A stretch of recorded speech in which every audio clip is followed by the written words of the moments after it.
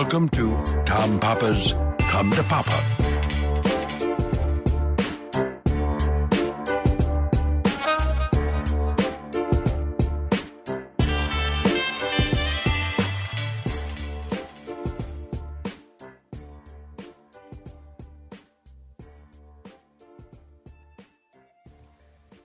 Hey everybody, welcome to another edition of Come to Papa. I hope you're doing well. This is a Thursday edition of Come to Papa.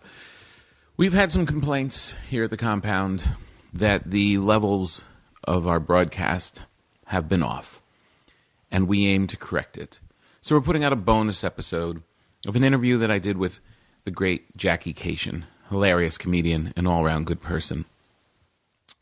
And we're going to have our Cracker Jack engineers here make sure that everything is going well and that you're happy. And you know who you are, the people who have vocalized it, and I thank you for that.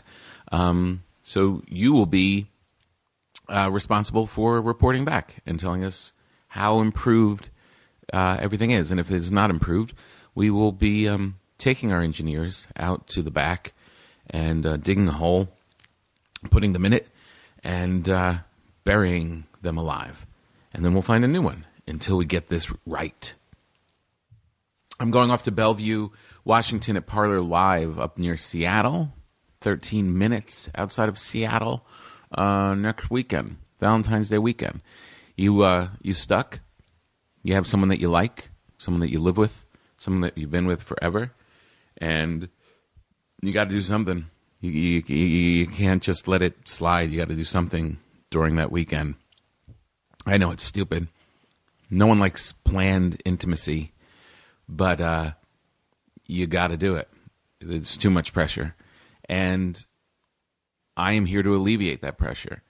Come to my show, eat some chicken wings and nachos and have a couple drinks and enjoy a show for an hour and a half, and I do all the work. You get all the credit. On your way out, you say Happy Valentine's Day, and you win. And you're welcome. So come up to Parlor Live, which is a very good club. You'll like it there. And we will like each other, and I will stare down your date. After that, I'm coming the following week. I will be in New Jersey, in Newark, at NJ Pack. Very cool. Beautiful theater. It's almost sold out, I believe. So you're going to have to hustle on that one. Before I hit NJ Pack, I'll be at Largo with Come to Papa Live with Sarah Silverman and Kirk Fox and Bill Burr and Al Madrigal and the great Rick Chrome and the band and myself. I feel like I'm forgetting somebody else. Oh, Melissa Villasenor, the very talented Melissa Villasenor will be there as well. So we have all these dates coming up. Go to tompapa.com and check them out. Website is being redeveloped as well. There's a lot of construction.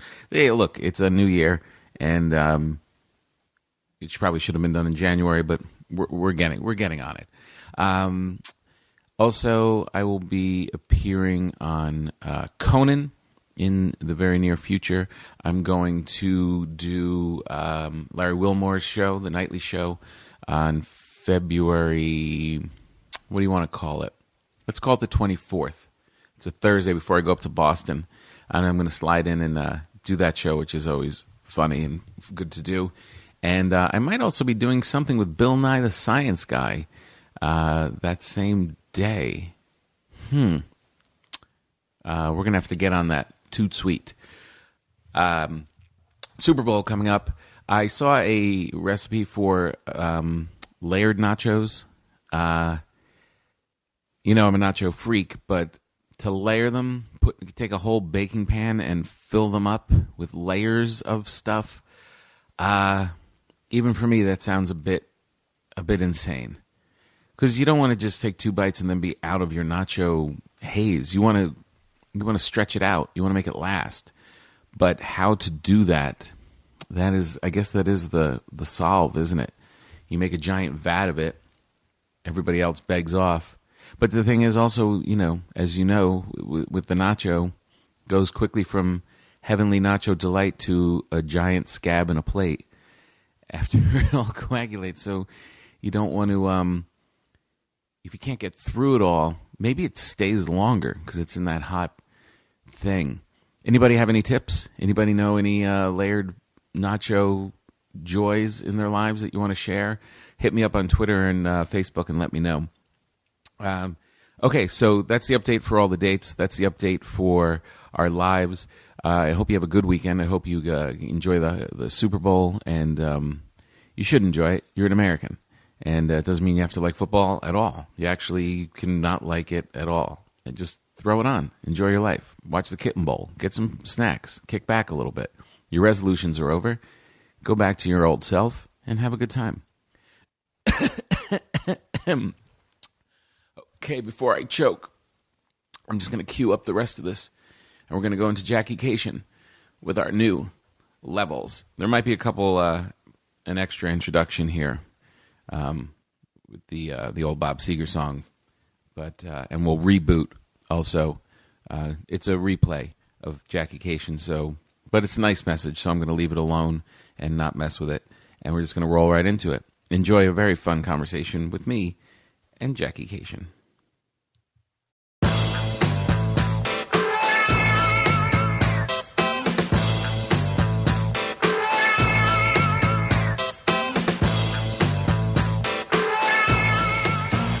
Come to Papa. Welcome to another edition of Come to Papa, the most awesomest show with the most awesomest listeners. I am your host, Tom Papa. Hey, everybody out there, I want to hear from you. I'm always talking to you. I want you to talk back to me. I want you to tell me what you like about the show, what guests you would like to hear, what random compliments you might have for me. Go to tompapa.com or hit me through Facebook or Twitter at tompapa. More and more people, as I'm touring around this beautiful country of ours, come up and bring up the show, and they always say that they're listening. And basically, I want to take our relationship to another level. I think we should talk more often. I think you should talk to me, and then I'll introduce you to my friends, and you introduce me to yours. And maybe I'll come to your town, and we'll hang out, either in your home or at the bar, or I'll just run quickly to my car because you look really strange. But how do I know if you look strange if you aren't reaching out? So go to tompapa.com, hit me at Twitter, and we will become friends. And I want to keep growing the show as we go around and do the live Come to Papas. I'm going to start taking it out to different cities. And why shouldn't it be your city? Why shouldn't it? And I'm not saying big cities. It could be a little crappy town that you live in. I'm sure you have a school. Everyone has a school. And if there's a school, there's a stage, and we can put on a show. I am very excited to welcome my guest today, the very funny, the very smart, and always positive force that is Jackie Kashian. Hello and welcome to me. Hi, Tom Papa. Hi, Jackie. Jackie and I first became friends when I was playing in Minneapolis years ago, and we instantly hit it off and became pals. Her stand-up is hilarious, incredibly truthful in her material and her delivery. When you watch some comedians, you always get the sense that that you're watching a rehearsed act. But with Jackie, it always feels very in the moment, and that's how she performs, and that's how she lives her life, and that's why she makes her so special. You've seen her on Conan, a half-hour special on Comedy Central. Her latest release, It's Never Going to Be Broad. Bread? It's Never Going to Be Bread? I thought it was broad. And what's funny is I wrote it down as, instead of It's Never Going to Be Bread, I wrote it as Tits Never Going to Be Bread. It's never going to be a broad. That, you know what? If you had named it that, you would have sold a lot more of them. It was one of the top 10 albums on Amazon, and she has a great podcast called Jackie Kashian in the Dork Forest. Her latest special, this is great. We've been trying to get Jackie to do the show for a long time, and it works out perfectly because on March 4th, on allthingscomedy.com, you will be able to get her latest special, This Will Make an Excellent Horcrux. And that is going to be available, probably one of those $5 deals. $5 deal. $5 deal. Comedians giving away their stuff for $5. And you can get hers, This Will Make an Excellent Horcrux. It'll be on allthingscomedy.com. Good to see you, Jackie. Good to see you, Tom. I'm glad we finally made it. Welcome to my home. Thank you. We did meet 1,000 generations ago. It was a long time ago. Minneapolis, at the Acme Comedy Company. I was dating my wife. Current wife. Wasn't even married yet. Right. You were Alone. Alone. Alone. You know, you were, I'm going to say alone, you were single. And on the prowl. And we went to go check out. We went to check out a like a midnight show. Oh, you Balls. brought me. I think I brought you to Balls over at that Balls. theater. Yeah. Leslie Ball. Do they still do that? They still do that. Wow. Yeah, I said doo-doo. But here's the thing. Leslie Ball still does balls Saturday nights at the Southern Theater, I think, in Minneapolis on Saturday between midnight and 2. That's when the show goes. Yeah. And then they hang out and get pizza until like 4. And It's those so days great. are done. But it is so great. I know. Those days are done for you. Yeah, for me. I'm like 4 in the morning. What am I doing? This is when you go on the road. Do you blow out? You come back home early the next morning, or do you like wait and take like the 2:00 flight? I've been flip flopping on that. I've been Have thinking you? about because I usually do come super early, and then I like to come home for some reason, bathe, get the road off of me, nap for 3 hours, Right. and then get up and have a nice dinner with my husband. Right, and you're home. Mm-hmm. I do the same thing. I take Crack first a dawn? flight out, first flight home. I'm always on it. 'Cause All right. By the time, first I want to be back and be with everybody, and Yeah. then the other part is, if you don't take that first flight, that's when all the trouble starts and the delays, and you end up stuck right. in Columbus, Ohio, or whatever. Right. Who wants to be in Poughkeepsie for? But God love him. But Balls is a great show. Oh yeah. There's whenever you go. I was in Chicago recently, and the Second City people, they have a show. A late that night show starts like on that? at like 1:00 in the morning, and you're like, all right, so I'm going. Atlanta has one? Right. You have all these great opportunities, and that's the one day like you don't have to get up the next morning and do more shows. Right. And it would be cool to be like, you know what? I'm taking the 4:00 flight home. So when my show's over, I can hang out with people and go to these shows and perform in the extra cool hip places. Right, with the Coolie Cools. With the Coolie Cools. Yeah, with the local cool kids. And But my Austin, question Texas. to you, is that over for us? Are we just not going to do that anymore? Because feels slightly over. I mean, I feel like if I drank, Yeah. if I still drank a lot, I'd be like, oh yeah, I'm up. I'm up because I got to catch the serious buzz, and I might as well be up till 4 in the morning. Yeah. But I can't drink like that, and Yeah. then so You're off drinking? well, yeah, I'm in my AA, 40s. AA off or just off? I'm off. Yeah. Yeah. So it's like I don't know how to. I wish that I could. I don't know is that a young man's game? Is it a 23-year-old? It kind of is. It feels like it well, might be. the other part of it is it's not just a youth thing; it's a hunger thing. Like you are scraping. Like You want the stage time. We went and did the thing at Acme, and then ran over to Balls and wanted to check that out and be part of that scene. And as you're trying to scrape your way up, and once you get to a certain part where you're like, okay, I'm there and I'm doing it. It's like I don't have. It's like when you start as a comedian, they say well, you just got to show up at the comedy clubs and hang out. Yes. You don't have a spot, but just hang out. There's not a lot of times I'm just walking into the Ice House in Pasadena when I'm not working just to sit there. Yep, it's You true. You don't have to do those things anymore. Right, I could strong arm my way onto almost any open mic. That's where my career is. My Right. career, I can just walk into an open mic and they're like, "Yes, you too can have 3 minutes without signing up." Right. I do have to buy something, much like everybody else. Yeah. But that's because open mics, we're hard on napkins. Comics are. We steal people's napkins just to write set lists. The other part of it is that you have a life. You have Right. Which there's people in a house happy to see you come in. Recently, and when I say recently, 10 years ago is when I decided I would like a life. Yeah. And that is when the hanging out kind of stopped. That's when the drinking stopped. That's when a lot of the things. Yeah. I was like, let's have a rest of a life. As much as I love stand-up comedy. Yeah. And we'll do it until on my last gasp. I will be thinking, you remember that. I haven't heard it recently, but I've been thinking a lot about how I know about being in a relationship because of male comics talking about their wives. Uh-huh. So I know how to be a wife by the things that I'm not supposed to do because of dudes complaining about their wives. Right. So one of the things, and I haven't heard it recently, this premise is There used to be a lot of guys talking about how women are constantly asking what we're thinking about. Right. What are we thinking about? We're not thinking about anything. Stop asking us. Right. And that was the premise, and then there would be a punchline or there would not be. Right. One of those two things would happen. Yeah. But the weirdest thing, and so I never asked Andy, my husband, what he was thinking about because I Right. was told not to. And so about a couple of years ago, we're in the car, and he asks me out of the blue, what are you thinking about? Uh-huh. And I said, comedy. What are you thinking about? And he's a game designer. And so Yeah. he goes, games. And it was the last time we had that conversation.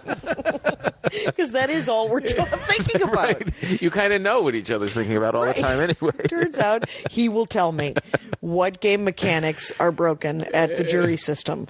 Or he went to his strip club, his first strip club ever. He did when? Probably 2 months ago. Oh, he went to bachelor thing? Yeah. It was, and I have been to several strip clubs because I've been hanging out with dirtbag comics for 20 years. Sure. Right, but he had never been. Uh-huh. Because every other bachelor party he had been to, I'm not even kidding, board game bachelor party. And not crummy board games, good board games, Good, right? sure, of course. they're Ticket good. to Ride, things were happening, right? Settlers of Catan, your Carcassonne. This is an awesome bachelor party because we know our wives aren't going to let us play games anymore. So we've got to do this now. We have to do this last thing. That's awesome. That's hilarious. But so he texted me. I was on the road. I was in San Antonio, and he went to this wedding in Chicago. Uh-huh. And he texted me and he said, "Hey, I'm just in time for the bachelor party. I'm going to go look at some boobs." And I was like, "Well, enjoy. Right. Try not to spend all the money." Or Were you jealous a little bit? Was there any No, I part of was- you that was? No, I was unmoved. Yeah. You know why? Because we all have the internet. Whatever. I wouldn't touch his keyboard on a dare. But the thing is, he can. Do you have your own computers? Yes. You have your own. Yeah, we have dueling desktops, as a matter of fact. Oh, really? That face each other. You got to come do the Dork Oh, Forest. that's cool. Yeah, I know. Because I tape it in my beautiful, Yeah. lovely tract home in. I'll be around for the next month or so. Oh, cool. Yeah. Come on over and dork out about something. What would Yeah. you dork out about? I don't know. I've often thought about it. I'm not really sure because the premise of your thing, Dork Forest, Yeah. is that people have a thing in their life that they dork out about. You could pick several, like Tom Rhodes yesterday. I recorded one with him. He likes to visit the graves of his heroes as he's on the road. Wow. That's a great thing. Nick DiPaolo's wife goes around not just her heroes, any famous people. She goes to their cemeteries and takes pictures next to the tombstones. Yeah, crazy. And she has like huge photo albums filled with. You ask her, like, where is Bud Abbott buried? Yeah. She's like, it's over here, and she'll flip through and show you the picture. Oh, it's pretty that awesome. And that she's- is awesome. And she's not like a morbid person. She's very energetic and positive person, but she just has this obsession. That thing. Kira Sultanovich was on talking about how she goes to a Korean spa in every city that she goes to. A Korean spa. Korean spas. Those are the rough ones. Yeah, those are the ones where they're bossy. They're super bossy at Yeah. a Korean spa. They're like, take a shower, make it a good one. This is the last time I went to a Korean spa, Oh, and I was really? like, okay, all right, ma'am. Is it worth going to a Korean spa? Oh yeah, first of all, it's cheap and it's deep tissue, and they scrub when you leave, you have super soft skin Oh, really? because they scrub on you, Oh. and they get up in your business though. You gotta be They you gotta do? be okay with them being up in your business.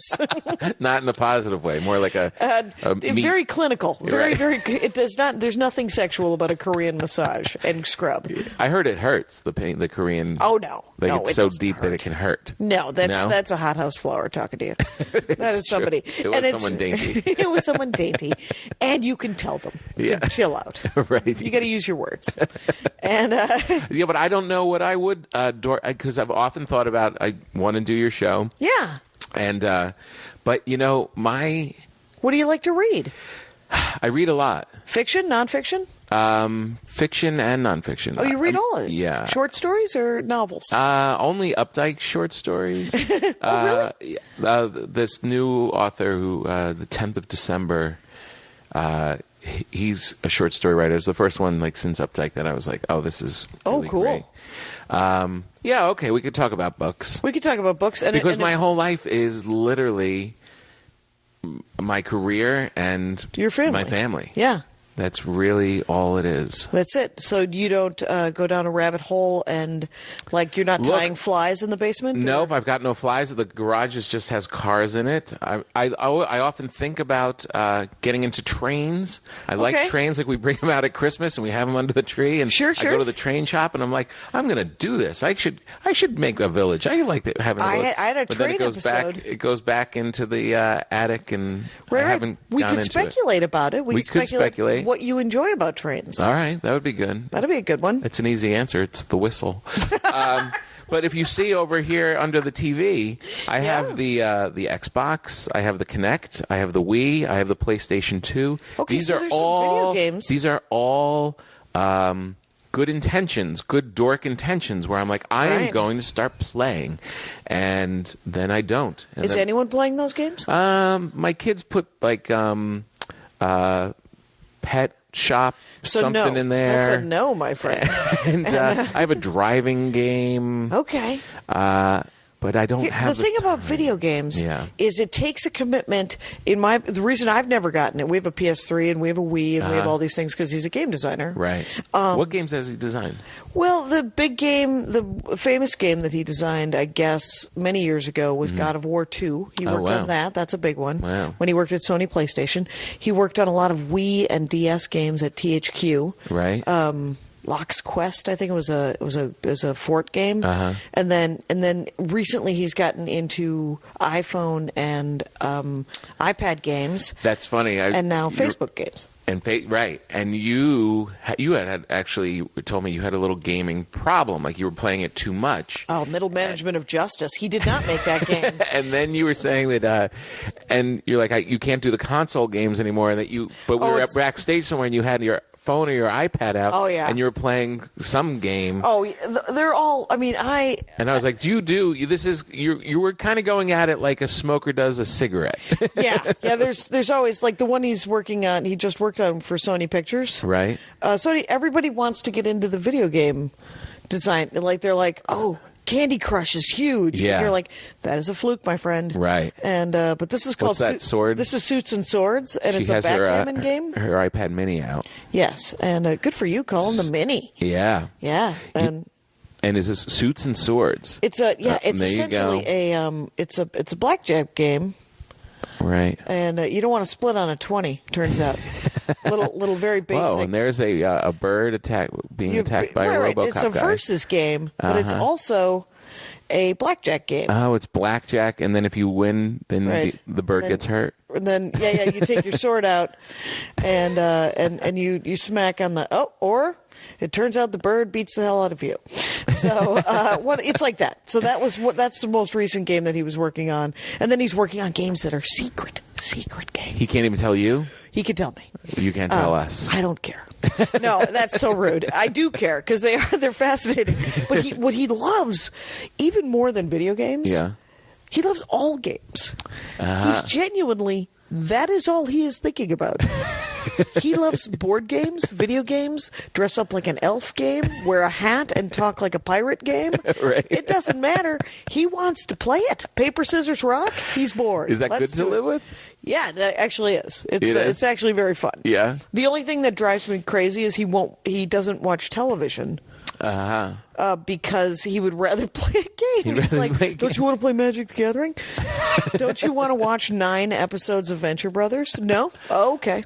So, I mean, we are torn. Hilarious. It sounds like a fun house. It is fun. I mean, and the thing is I never had a boyfriend.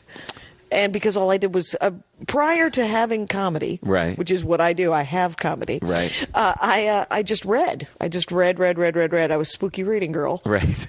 In junior high and high school. Right. And then stand-up comedy, which is its own rabbit hole. Yeah. Right? Because that's all you do. All the time. You're like, and then you hang out with comics and talk about comedy. The funny thing is when we'd have barbecues and I'd have comics over, there'd be the comic side and there'd be the gamer side, and the two conversations would just be just kind of nerding out on their own thing. And I got him a board game, a solo board game. so that he could play by like a solitaire Right. game. That if he wanted to play a game and I didn't want to play a game, he could go play the game. And then I love it too. So we're kind of fighting over the solitaire. So do you have stacks of games in the house? Oh yeah. Is it? Yeah. Like There's a lot of games. A lot of games. There's a board game. There's a new board game cafe here in Los Angeles. Oh yeah. Over Go in sit Glendale down. For $5. They have Yeah. They have almost 1,000 games. You can go and get some Sorry. Can you play Sorry? Yeah, but they have much better games than Sorry. Oh, really? They had a weird. We went once. It's $5, 11 a.m. to 11 p.m. They have soup and sandwiches and salads and coffee and whatever. And it's called Game House, Haus with an umlaut. And it's over in Glendale. Yeah. And for $5 you go. They had a weird. We found this weird Korean Jenga game where you have an axe. Yeah. And you knock the bark off a tree. And I forget what it's called, but the cover of the box, all it said was over 10,000 sold in South Korea. 10,000. 10,000? South Korea. All good. All hilarious. Yeah, right, exactly. I don't understand why games. Do you ever play games with children? Yep. And is that less enjoyable to you? Yep. Because I find, as you're telling this, I keep thinking, my kids are always asking to play games, and I'm like, all right, let's do it. Well, that's because you're playing the wrong games. Yeah. Do you have apples to apples? We have apples to apples. Do you have Munchkin? No. You might also enjoy Quirkle. I've never played Quirkle. Quirkle is Idiot Scrabble. Yeah? Yeah, I'm terrible at Scrabble. I can't. I love Scrabble. I'm constantly spelling the word the and. Right. And I'm not dumb. I just can't. When I look Yeah, at you're a 7 reader. letters, I can't put a word. I can't. So you're no good at Boggle either. Oh my God, I hate Boggle.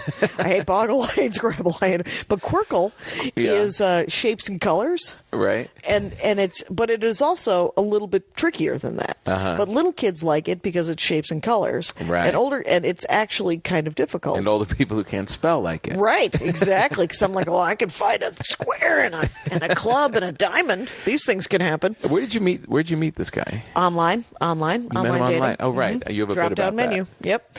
I was on the Onion. Right. And there was an ad. I thought it was the Onion's dating site. Right. I thought, at least I'll meet somebody who knows what funny is. Yeah.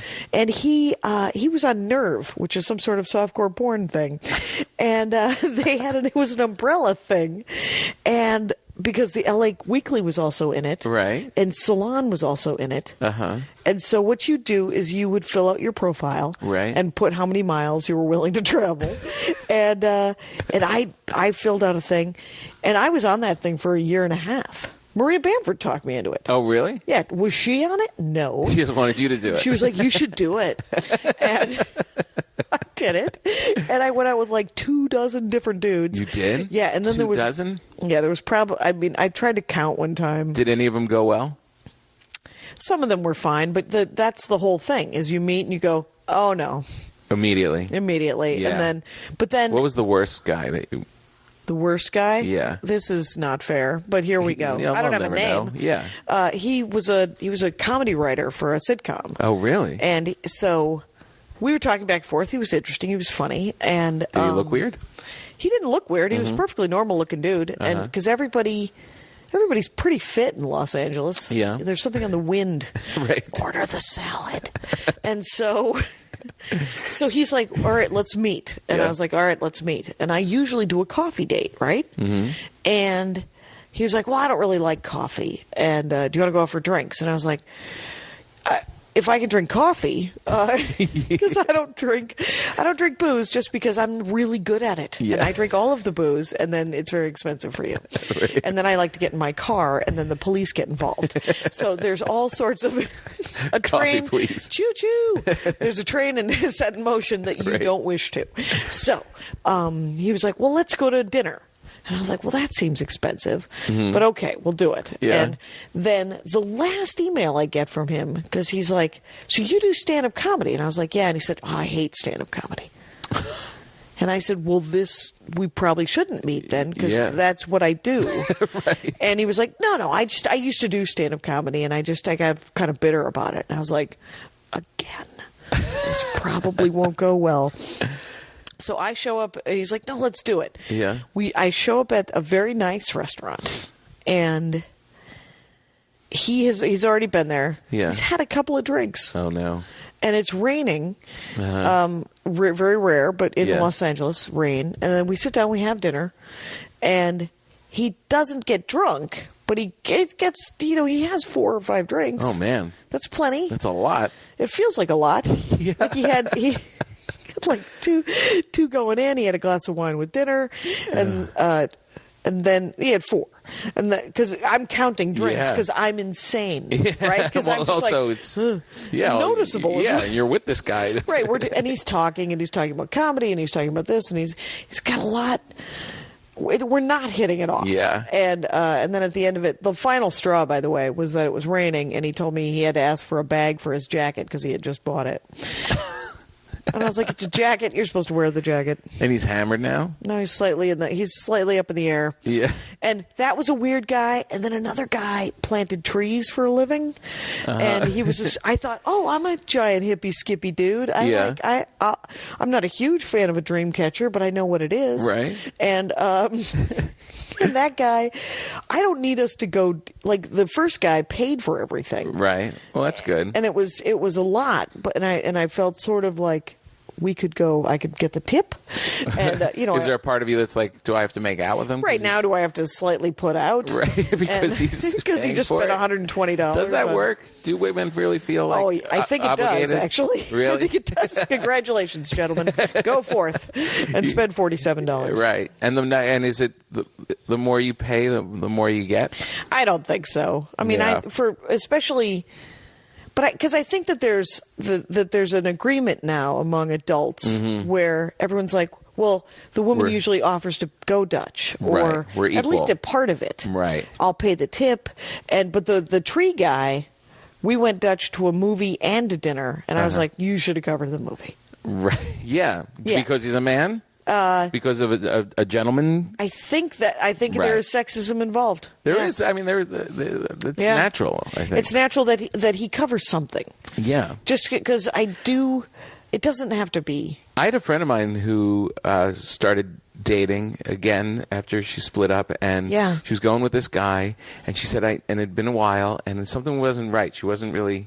I'm like pressing her, like, what is it? Is the sex bad? What's going on? And she's like, I know this sounds awful in 2013, but he doesn't pay. He doesn't pay for stuff. Right. It's always split, or I pay, and he doesn't do it. And I got to admit, he feels like less of a man to me because he doesn't do it. It's weird, and it's not. It doesn't have to be every time. And you can go back and forth. Like when Andy and I started dating, he would pay, and then after about the second or third date, I was like, "Let me pay." Right. And he was like, "Okay." Right. And then you would do rock paper scissors and see who lost and who has to pay. Oh, he's really good. He would always win. I'm the worst at rock paper scissors. I don't know how to. It's much like Scrabble. I always go paper. You're listening to Come to Papa on Sirius XM 99. I am here with my good pal Jackie Kashian. She has a new stand-up comedy collection coming out on March 4th at allthingscomedy.com. It is called This Will Make an Excellent Horcrux. Where'd you get that title? That is a reference to Harry Potter, and a friend of my husband's came up with it. He is Steve Mandel. Let's give a shout out to Steve Mandel. Stevie.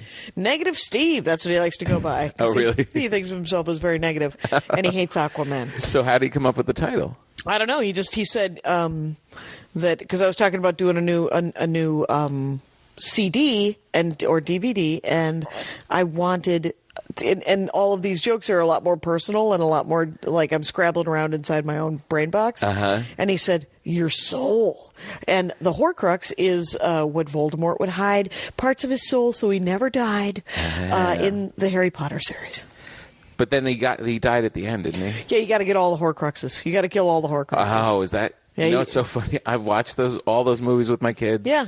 And never really an understanding of what's going on. That's because I really enjoy them, though. That's right. the other part of it. I really like the characters. I love it. Oh, I love them flying around. They did a nice job with it, actually. Yeah. They played it pretty true. No idea what's going on. The books actually are better than the movies, even though I would say of all the movies, and I'm going to make some enemies here, the first movie kind of the best. First one the best. Yeah. I've heard is it popular that the third one is the best? Yeah, everyone thinks the third one's the best. Everyone also thinks the third book is the best, Azkaban.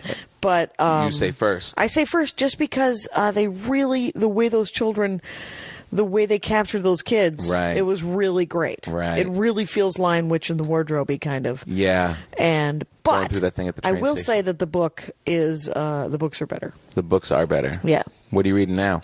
Are I'm you still actually reading or are you off reading now? Daniel Day-Lewis's dad. Mike Kaplan joke, Daniel Dad Lewis. Daniel Day-Lewis's dad, whose nom de plume, his name was Cecil Day-Lewis. He was the poet laureate for England from 1968 to 1972 or something. Really? Yeah. And he, in the 20s and 30s and 40s, wrote pulp mystery novels. Really? And they are fascinating. Wow. How'd you even find this? A fan of the Dork Forest, I think Vanessa, I forget her last name offhand, from Austin, Texas, handed me 2 of them in Austin, Texas. Wow. Podcast listeners, hello, you're the best. Yeah. They really are. Yeah. And so Loyal. she handed me these 2 books, and he just needed money. Really? So they're pulp fiction, and then he fell in love with his own Agatha Christie character. Nigel Strangeways is the name of the very Well British, written? very well written. Wow. And super Smarty Magoo references because he's a poet, Jeez. and so he's And he read was like. just kind of slumming it for a while, but doing it his way. Totally slumming it, and Wow. luckily explaining it to the not as well educated Jackie Kashian, also one of those peoples. But it makes me want to be a better person. Yeah. I actually wrote down on my list in talking to you. Yeah. Oh no, I didn't even write it down. I guess I didn't have to. I was going to say what was on my list was life, because the one thing I admire about you, and you kind of alluded to it before, was that you wanted another part of your life. You mentioned it in talking about your husband, but I got that even when you were single when we first met. You always had like a real positive. I'm enjoying all this. When you're with comedians, you're always in this kind of space where people are doing their act, and then off of that, they're wrestling Curious around with their about their demons and whatever. careers Yeah, and their careers, and they're just kind of a little angry, and not all, but there's. And even if they're positive, it's still all about their careers, which I probably am a little guilty of. I think we all are. So. But you always had like your eye on other stuff, and specifically, Yes. one time we were talking about movies, and I was like, I don't know if this is that good. And you're like, I don't know. I'm sitting in the dark and there's moving pictures and it's actually coming to life up on the screen. And how can I completely hate that? Right. It all looks so real. Right? And I always think about that. It's like the total opposite of the hater mentality that exists in the world. Right.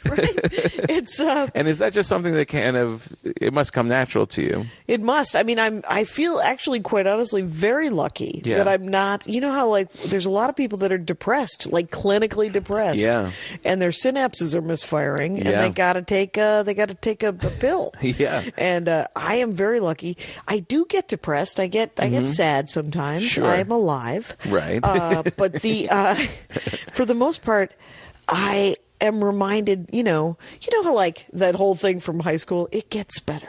Right. And then it gets worse. Yep. And then it gets better again. So you just have to know that it does get better, but then you're going to be bummed out again, and then it's going to get better. Right. And then you're going to get bummed out again. Are your parents this way? Is this it seems like a Garrison Keillor Midwestern, My father, North Midwest mentality. I was raised with more optimism than even made sense. Really? It didn't even make any sense. My father, he loves to say, every day's a holiday, every meal's a feast. A day with Elliot can't be a bad day. Or something like that. It's just like that. And you're like, yeah, I can. Every day isn't a feast. We're having Spam with crumpled potato chips on top, Pop. Why is this a good thing? And I like that attitude. You have a gambling problem. Why is this a positive? Was he successful? Did he have reason to not be that happy? No, well, here's the thing about my dad is that he's really, really good at everything he does.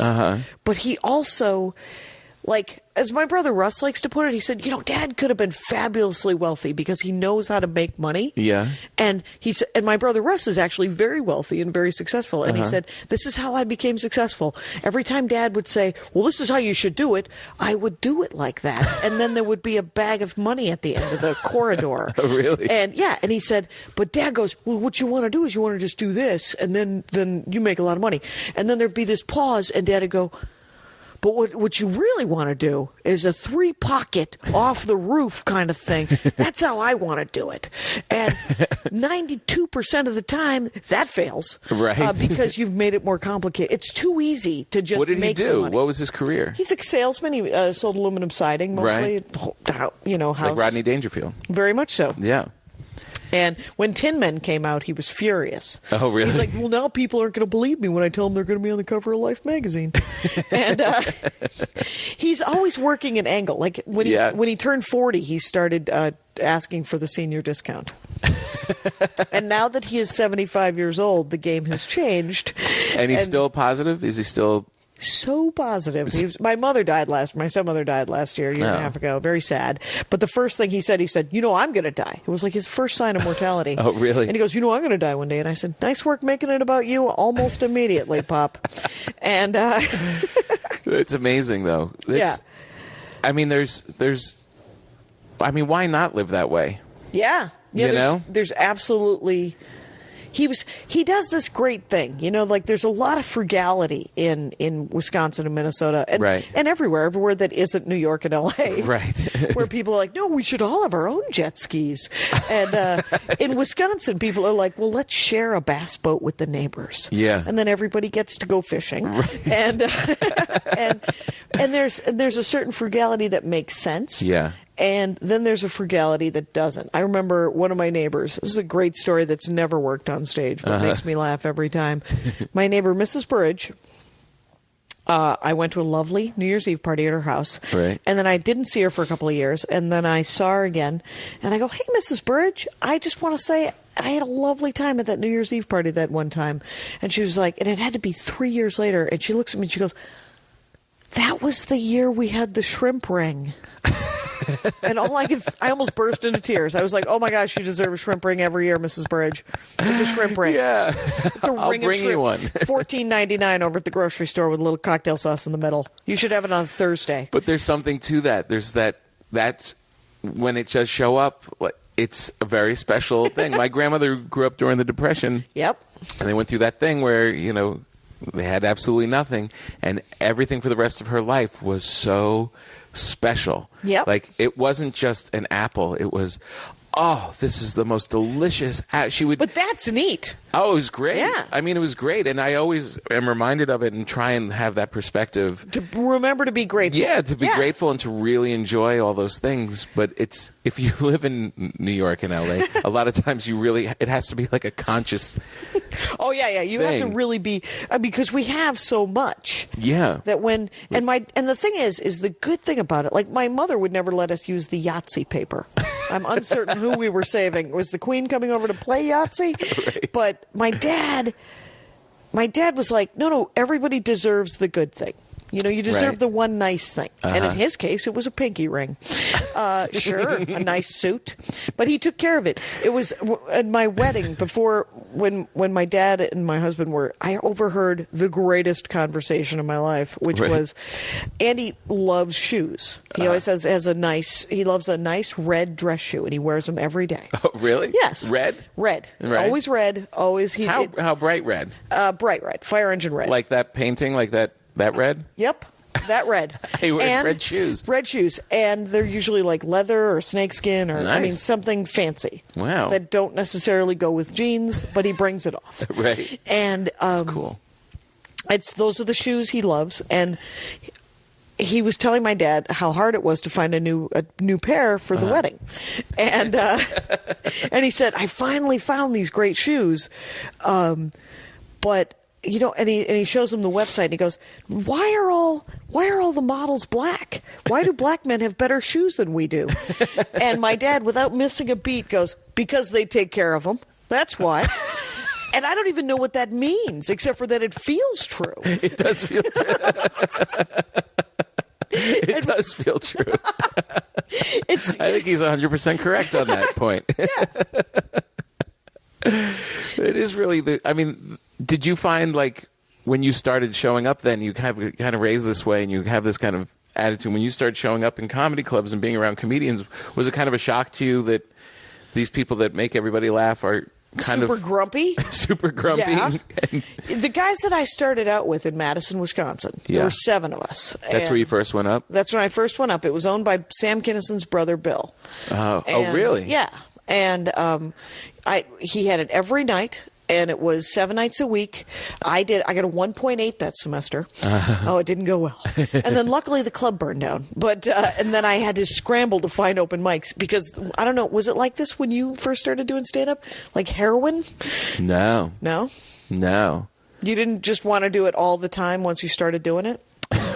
Oh, like I thought you meant like in the scene. Was there a lot of heroin around? Oh no! Oh my God! There was more coke. Was comedy and my beer. heroin? Yeah, absolutely. Oh Yeah. No, there was going back. No going back. No, you're like, oh, I get what I'm supposed to do now. It literally is an addiction. It genuinely doing stand up is an addiction. The club had to burn down for me to graduate from college. How did he? I didn't know he owned a club. Yeah, it was underneath. I was on State Street underneath this. It was a den of iniquity. It was. Wow. And would Sam come around? I read on your website that he was the first comic I ever saw live. And you heckled him. And I heckled him. You heckled Sam Kinison. It was a terrible life choice. Sam Kinnison's on stage, and what do you do? Are you drunk? I'm drunk, of course, and I'm 19. I'm 19, right? And I had never been out. You know how it's like, this is the first time I've been out. It was the first time I'd been out. So you're just playing by your own rules, right? And you know the worst thing in the world is a woman heckler, right? Yes. Even for women, yes. Even if it's me and she's heckling, because the audience still likes her better than me. Right? They still have more sympathy for the crazy drunk lady in the audience, and so Sam's on stage, and he said he was from Peoria, and I go, sorry.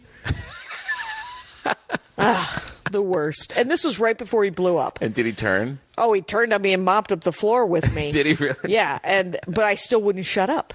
Oh, no. Because I was so drunk. And finally the manager came over and he was like, you have to shut up. Open mic is on. And he just in passing goes, open mic is on Sunday. And just kidding. He's right. like, he's kind of like, seriously, you have to shut up. Open mic is on Sunday. Yeah. Keep it together. And so 3 weeks later, I came back. Show up. Yeah, I show up and I do open mic. And then I never stop. And that's hilarious. Yeah. What a great start. It's a hell of a start. And then the club burns down. And you know how everybody has their heckler story? Yeah. So the first bad heckler story is Steve Marmel is the guy that I start with. Right. And there's 5 or 6 other guys, Hannes Finney, Jim Olsky, a bunch of, everybody. And it gets super competitive and super, like all the comics that are playing this club are Comedy Store comics from 1985 and 84 that don't get to headline anywhere else. But they're willing. This is supposedly the boom, right? Right. So they're willing to come. What year is this? 84, 85. Okay. They're willing to come to Madison, Wisconsin to do 7 nights for $250. Ooh. Plus airfare. Oh. And you get to live in a student apartment. Oh, God. Like a horrible, right? Yeah. And so comics are comics. And so they show up. Like it's Lou Deck, Stephen Allen Green. I don't know if you know these guys. No. Nobody does. And they're very nice guys. And they're very funny. But they were also super new at the time. Right. But Bill was like, well, we're going to bring these guys in.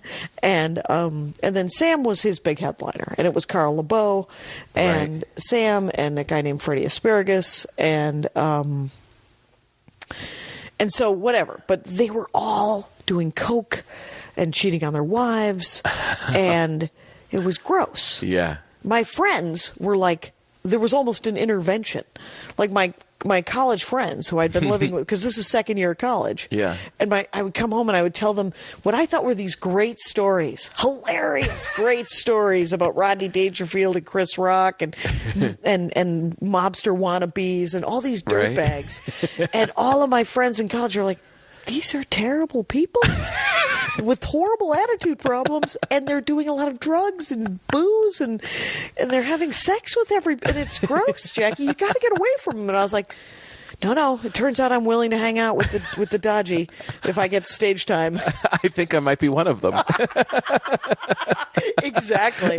And that was the terrifying thing. And so when I graduated from college, because my sister told me I had to, and it turns out she is the boss of me. Oh, really? 1988, I was like, okay, well now we're in. Now I'm doing comedy.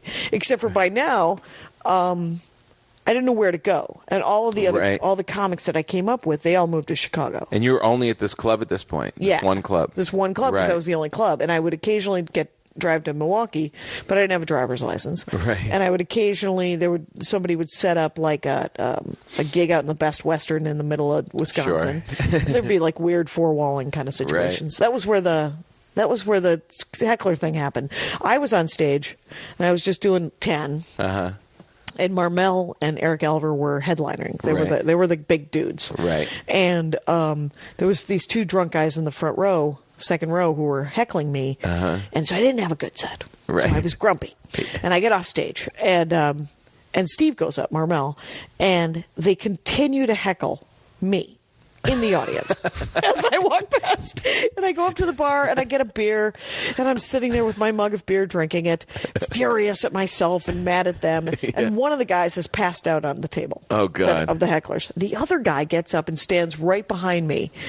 And I make a very mature decision that if this guy talks to me one more time, I'm going to throw my beer at him because I'm not mature. And so instead of talking to me, he touches me. Oh, God. And the bartender and the bouncer both say that he was reaching over my shoulder to grab my breast. Oh, my God. Because he's hilarious and not okay. Man. But all I feel is him touch my shoulder. Yeah. And I, of course, have already made my mature decision. So I turn around, throw my beer at him. Yeah. Missing him completely. Oh, God. Hitting the guy behind him full in the face. At which point the heckler picks up that guy's drink and throws it at me. So now I'm in the middle. Oh, geez. Of a moment. This is like a Western. It's like a Western. And the heckler guy standing there laughing. And so I punched him. Nice. And I forgot that I was holding the beer mug, so I clocked him with a beer mug. Nice. He was about 6 foot tall, and I knock him down because he's not expecting it.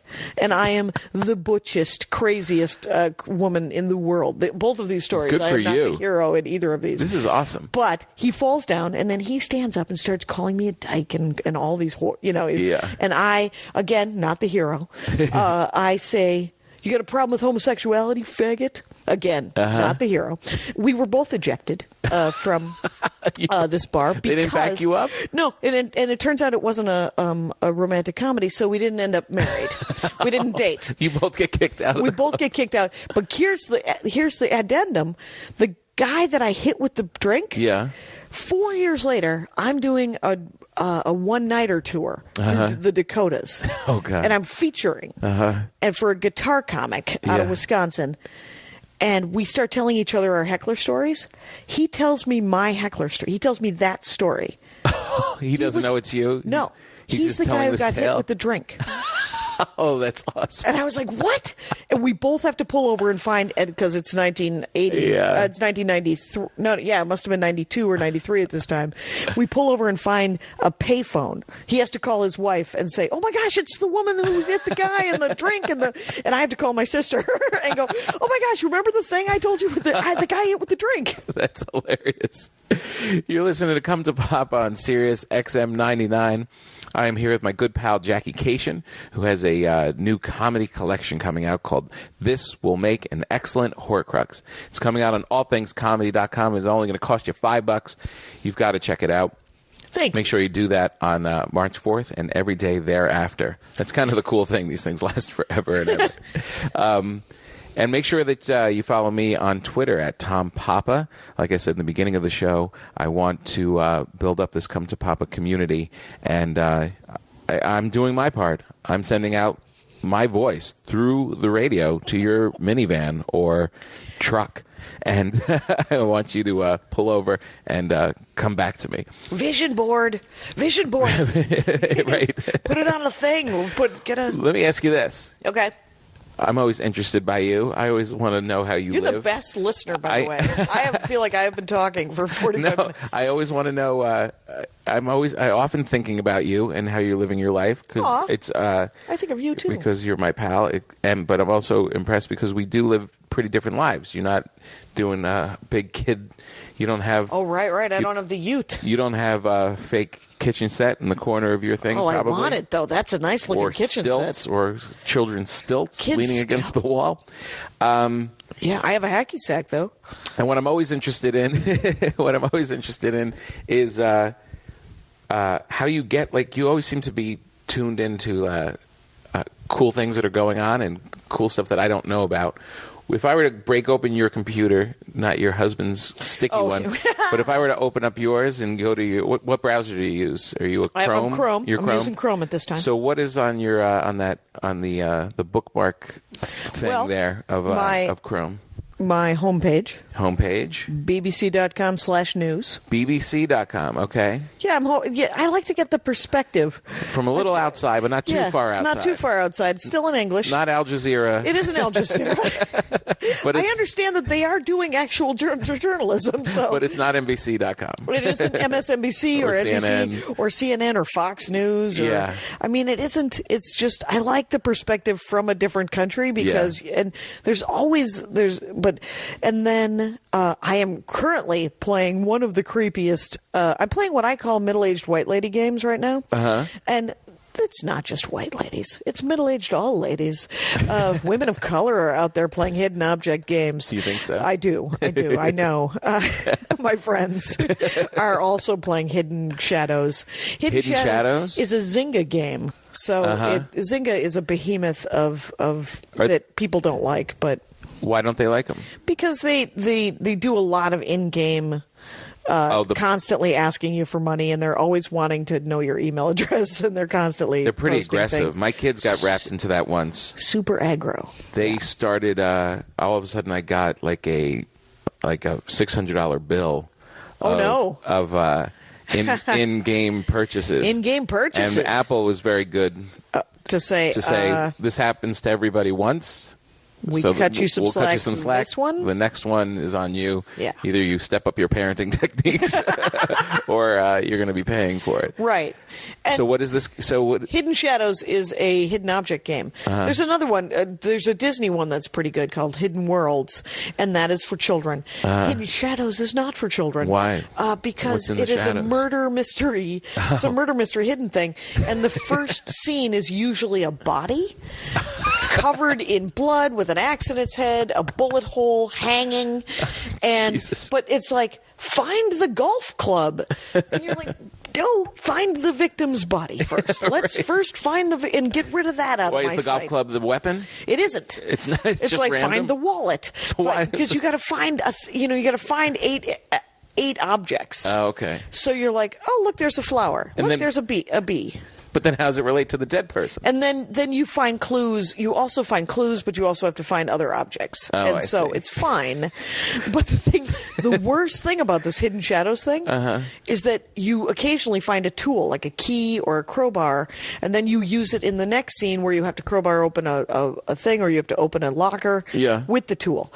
The first time I found a shotgun and then I had to euthanasia a bad guy, I was like, I don't want to play this game anymore, and yet I need to get to the next screen, so allow me to shoot the tied up man. Bam! How many hours on this game? In a day. In a day. You have a normal day when you got your podcast 2, 3, and you're making a funny face when you say that. So I'm thinking it's probably double that. I might be, it would be, except for that. Luckily, they do have finite. You can only do so many.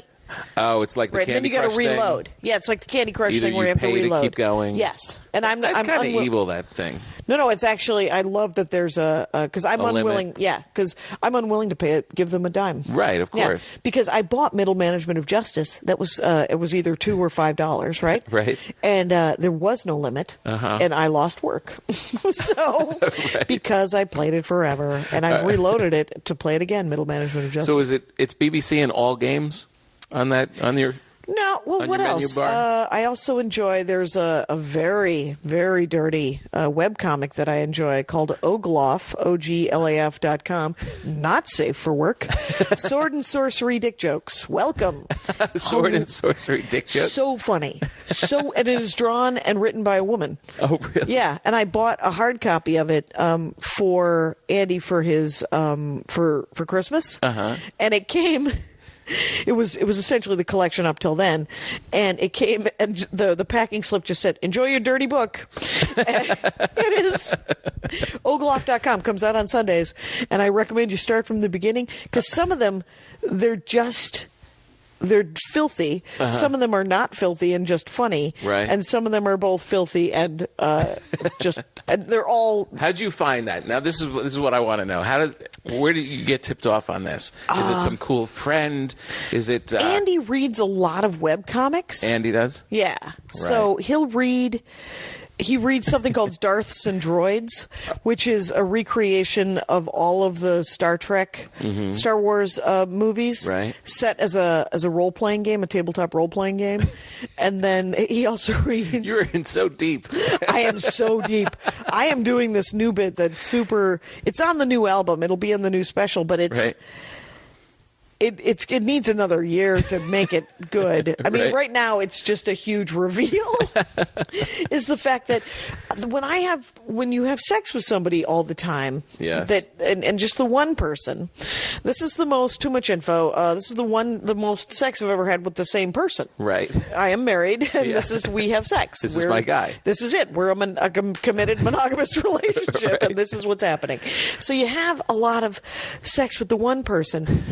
Eventually, you will have a sexual experience with that person because you're always trying stuff, Right. Where it reminds you of a bad sexual experience, and it will remind you of a sad thing, and then all of a sudden he is having sex with someone who is crying. That is the correct response. You have to laugh at that because it's so hilarious. And the fact that, and so as a woman, of course, you got a couple of choices. You could lie there stoically, silent tears coursing down your face while he ruts like it's a Dickens novel. Or you could talk to him like a person who wants you to have a good time. Yeah. Because he does. Right. Because everybody wants everyone to have a good time in the sack. Sure. Even one night stand guys were like, "I'm leaving, but that was a good time, right? You had a good time? Good. I'm glad you had a good time." But I am going. Right. And so, so I did. I talked to him and I said, "Boo-hoo, sad thing. Reminded me, I'm going to need a minute to regroup." Right. And he goes, of course. And then later he goes, "Or we could take back the night. We could LARP it out." To live action role play is to LARP. Live action role plays to LARP. Yes. So what he's like, we'll set up a couple of chairs in the kitchen, pretend we're on the bus, like where it happened, the horrible thing. Right. And then we'll go through it again. Right. We'll reenact it.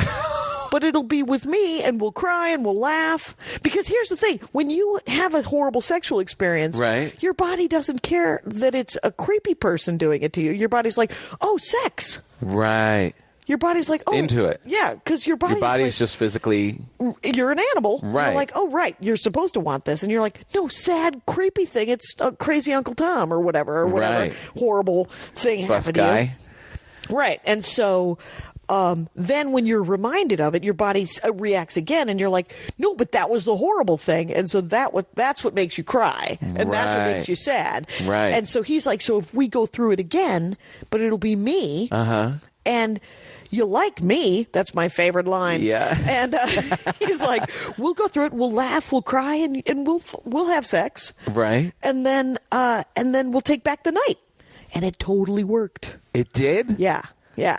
I thought you were leading to this not working at all. Right, which it could backfire and not risky work. for him. Totally. Because Gutsy stuff, right? you're going to be into it. Yep. He's playing the bad guy. He's playing the bad guy. And, the truth is he's going to be turned on and into whatever is going on. Right, because we're all noodly. Right. Yep.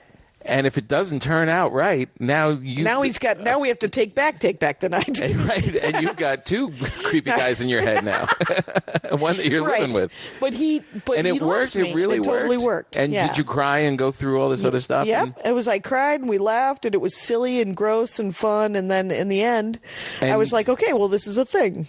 And your head is now different? My head is in a different place in regard to that experience. Wow. Yeah, and I'm like, oh, I could love that. And because when the thing is when you're a kid, or when a bad thing happens and you don't act on it, right? When you don't go, hey, jackass, stop doing that. Yeah. you can replay it, and you're like, okay, well, I was a kid, I didn't know how to say, hey, stop doing that. Right. That's actually not okay. Right. But you can do it in the LARPing part of it when you role-play it. Right. Then you get some of your power back, and then you also have a realization of, I was not a stupid child, but I was a child. Yeah. And this was a bad person. So let's, and then you take back the night, and you're like, oh, but I get to like it anyway. Because those are good feelings when it's the right person doing it. Wow. With it. Pretty amazing. Do you think this would work? So that's comedy, right? So that's a good premise for some stand-up. Yeah, definitely. It's not one that just falls in your lap. You're gonna have to work. Right? You're gonna have to work on this one a little bit. Yeah. You're gonna have to cut the edges, and this one has to go into the shop. You're gonna have to work on this one in the shop for a while. You had the greatest premise the last time I saw you. I loved. I don't know if you're still working on it. It's about how your wife is crazy because you and your children are driving her crazy. And you said she's the only one who wakes up and cares immediately what happens with the day. Right, exactly. And then she says, is everyone doing the thing that they're supposed to do? And you all make fun of her and go, we just woke up. Were we supposed to start now? It happens. And I was like, oh my God, that's why mothers are crazy, is because they're the only ones who care. It happened this morning. It happens every single day. Every day.